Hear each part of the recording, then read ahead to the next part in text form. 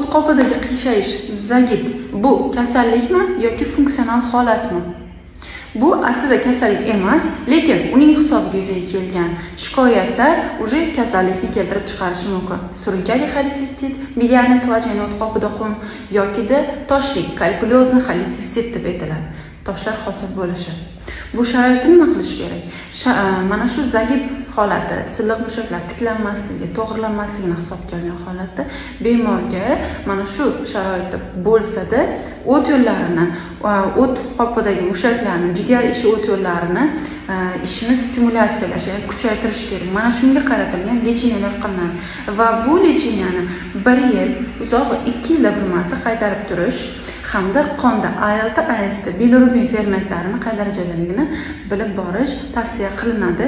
Chunki boyagi dimlanish hisobiga, qiyshaysh hisobiga dimlanib qolgan suyuqlik o't almashinuviga qay darajada ta'sir qilyapti yoki yo'q, buni kontrol qilib turganingiz yaxshi.